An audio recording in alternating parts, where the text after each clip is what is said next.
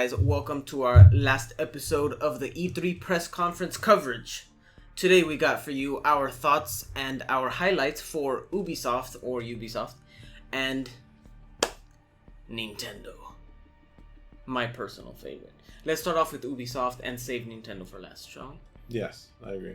Ubisoft. Yes. Give me your thoughts on Ghost Recon Wildlands? Woodlands? Woodlands. One of those. So, this is the first big game that they showcased at their press conference, and I was a little weirded out about how they introduced the game. Talking about how cocaine and Colombia, and then it was like, hey, check out this game. It was all serious and somber. And... yeah, that was just a little weird. But that being said, as long as they treat the subject matter with a modicum of respect, the game itself as a game looks pretty interesting, right up there with the other Ghost Recon stuff. Yeah. I was pretty impressed by the teamwork that they showed in the gameplay. That you will never do. Nobody will play like that. Ever. Everyone will just be like, ah! And lose the mission. Like. Yeah, because that's how you play video games. Yeah. That's not how... That's how you play video games. Yeah. But it was fun, nonetheless, the way they were communicating with each other. Right. And usually in a game like that, when you're on a mission and the subject you're supposed to capture escapes, it's kind of like, mission failed. Not in this game. It's... They had to chase after him. Right. It wasn't just the mission settings. It was like... they went outside into like the big open world and actually chased him down, and you could access vehicles and everything, even a helicopter. I thought that was pretty damn awesome, and it looks super fun. The only thing that was kind of realistic about how they played was that they did leave one of them behind. It's just like, oh, let's go get the bad guy. And then like, oh, you can be okay. Yeah, you're fine. You're good. It's fine. You'll be all right. And then a couple minutes later, hey guys, I got a motorcycle. Okay, where are you? Oh, look, you're having fun.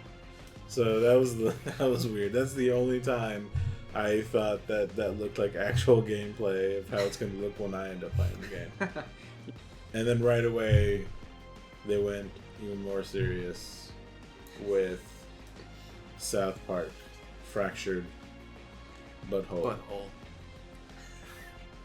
That trailer, man, I don't know what I was expecting. Yeah. It was like super serious and like, oh my god, this almost looks like post-apocalyptic, the United States or the world has gone to hell.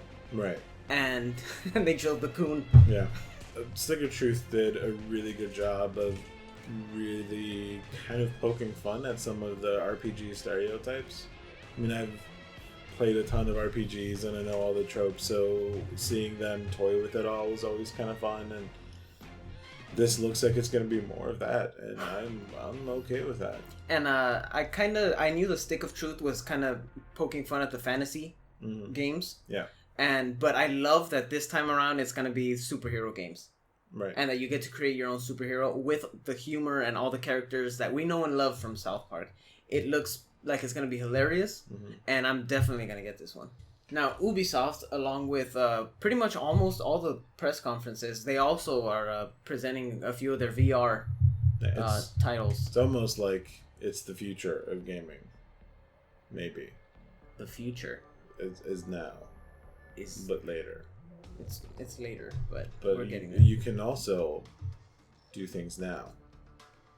That are futuristic. But later, though, not right now. Yeah. Eagle Flight. Everything VR still looks like it's just a proof of concept. Yeah. Eagle Flight included.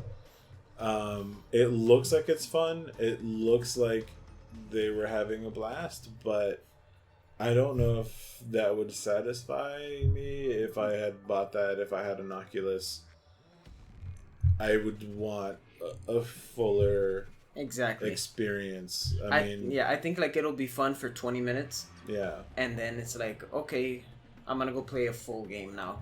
Yeah, there's only been a couple of games so far that I feel are like full sort of game experiences that we're kind of grown accustomed to. and everything else is still just kind of, hey, check this out, you're standing in the thing. Like, it doesn't really go beyond just that initial, hey, you're in VR. Yeah. Yeah. The one VR experience that did kind of stand out to me was the Star Trek VR. May the Force be with you. Jesus. So the only reason Star Trek VR really interested me is because it looks just LeVar like, Burton. aside from LeVar Burton, who will come with every copy of that game. The Star Trek VR game looks almost exactly like a dolled up version of this game called Artemis that's already been out, where Star Trek VR, you're taking a role on the ship, you have your station, you have to work together. It's awesome. That's great. I want that experience. But I know it already exists. Yeah. And I had told you earlier, it kind of reminded me of the board game Space Cadets. Space Cadets. You each take a roll at the dice game, and you roll the dice in order, and there's a captain that kind of tries to direct how the crew operates the ship, and that kind of looks like what Star Trek VR is. Well, one of the games that caught my eye, I'm a huge fan of Trials Fusion. Mm-hmm. I lost so many hours playing that game, and Trials of the Blood Dragon.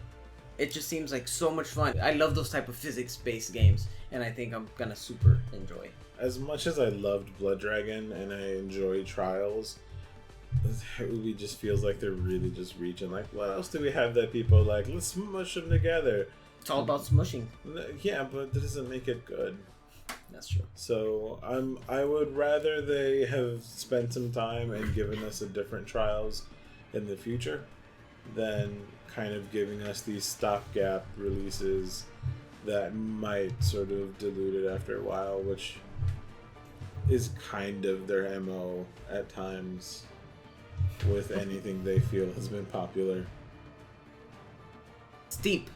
That was such a hard transition right there. It was the best transition. That was a beautiful segue. Yeah. Steep. No, I don't know. I mean, Steep looks interesting. I really liked the last SSX game, which is basically what this sort of feels like to me. One giant mountain, and you make your way down it as however you want.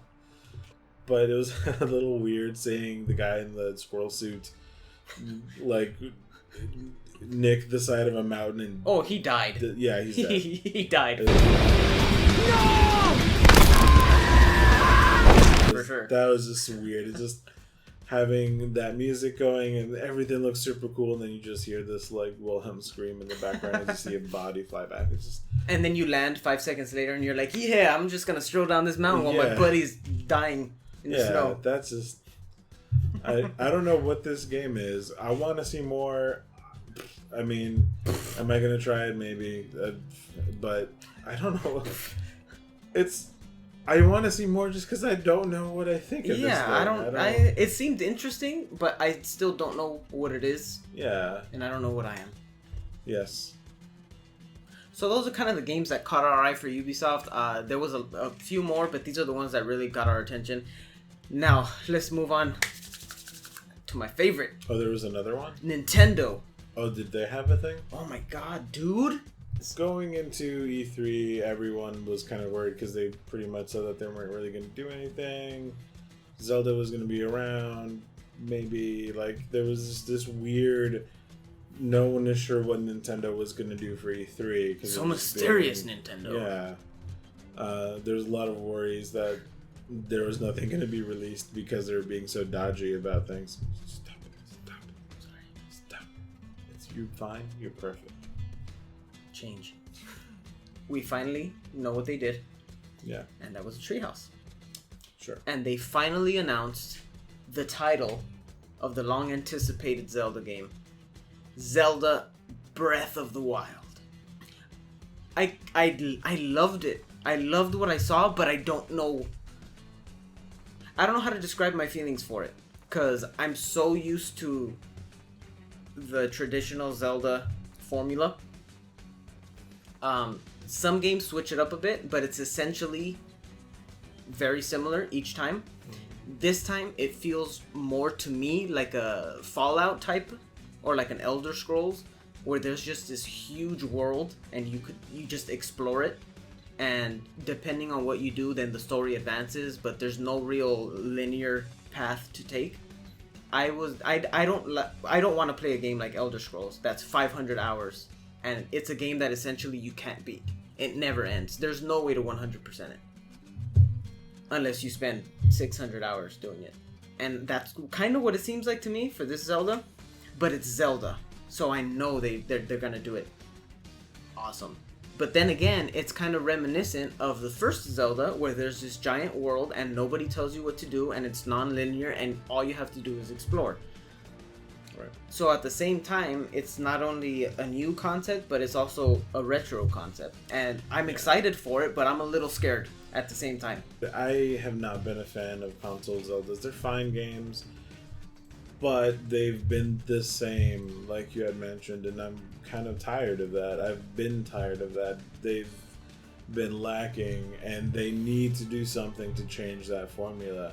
I mean, personally, I've enjoyed the handheld Zeldas a lot more because they do take more risks. They do things differently. A lot differently. Yeah, I mean, Link Between Worlds or whatever, the last one on the 3DS, did a lot of things very differently. And I love... What a great game that was. Yeah, I mean, I love that feeling, like you said, of exploration. That's what Zelda is to me. It's not telescoping down the one path to go through the dungeons. It's figuring out what dungeons you need to go to, figuring out what items you needed, tackling it in whatever order you feel like you can get it done in. That's the Zelda that I really like, not the you need to go down this path and do things in this order, which a lot of the console Zeldas have done. I'm going to keep an eye on it just because it is Zelda, and I know that they do make, I mean, Nintendo does make fantastic games, and they're not really any bad Zeldas. Yeah, but I've never run into a bad Zelda. I like all of them, and I love most of them. Yeah, but none of them on console have really caught my attention. Not even Ocarina of Time? Nope. Wow. So, we're going to have a new host next week. So, along with the several gameplay trailers and the title of the game, they are also releasing some amiibo based on the game, which they look beautiful, man. They look freaking awesome. The Link amiibo by himself with the bow and arrow, that one's... I'm definitely getting that one, hands down. The Link amiibo on the horse is pretty awesome too. Right. And then that giant guardian octopus thing, you told me it was adjustable, right? Posable. Yeah. And I think that's going to be the first type of amiibo that's posable. I'm not sure if maybe I missed it, but I'm not exactly sure what they're going to do in-game or how they're going to work it into other games. But I'm excited to get them. I'm trying to collect most of them, and I'm pretty excited about that. All right, another game that they kind of they covered a lot. Well, the only other game. The only other game. Yeah. Pokemans. Sun Moon. Suns and Moons. Moon Suns. Yeah. Pokemon Sun and Pokemon Moon. Right. You're gonna get Sun, and I'm gonna get Moon, and we're gonna battle, and you're gonna lose because you're gonna get the stupid owl with the freaking leaf bra. I can't believe that this is... Because it's all about the black and red cat with the mustache. Look, no one loves internet cats more than I do, but Rowlet is the best starter Pokemon. And he is the one that you want. Bill Nye the Science Owl is It's amazing. not a bow tie, it's a bra. Another new feature from the Pokemon games that hasn't been in any other Pokemon game is the... Pokemon. Yes. A Pokemon will be in a Pokemon. The Pokemons. The Pokemans. Yeah. Is the 4-player free-for-all. So it's not just one-on-one anymore. It could be up to 4 players killing each other's Pokemans. Yeah. Which I think is kind of cool, I guess. You kind of have to strategize who you're going to take out first. Sure. And, I mean, Pokemon is still... The base gameplay that everyone likes is still going to be there. That rock, paper, scissors web of what beats what is still going to be present. I think I've been done with the series for a while, so I have a hard time getting excited for it. But owls with bow ties make me interested again. Yeah. Now, some games that were announced at E3, they were not mentioned in their treehouse, but they did announce them at the event. There's a new Mario Party. It's going to be coming out for the 3DS. Right. Mario Party Star Rush. The 3DS Mario Parties usually they aren't a big hit. Right. But I hear there's going to be a little bit of a different change within the gameplay. So we're going to see how that goes. Hopefully it'll bring more people into the party mode. More amiibo for the Super Mario series. We're going to get Boo. We're going to get Wario. And just for my buddy Alex out there, because I know how much he loves Waluigi. Waluigi's coming to town. It's for you, buddy. So that was pretty much it with Nintendo. It wasn't a lot, but I still enjoyed it. Yeah, and instead of going the deluge of titles, they focused on a couple and gave you a ton of information. Definitely. On all of the few that they did. Well, except for Mario Party, which they told us nothing. Yeah, but that's true. Pokemon and Zelda, they definitely gave us a ton to chew on. Yeah, that's for sure. Alright, so that was the end of our E3 coverage, guys. So we talked about what we liked. There's lots that we missed. How about you tell us what you guys liked in the comments below?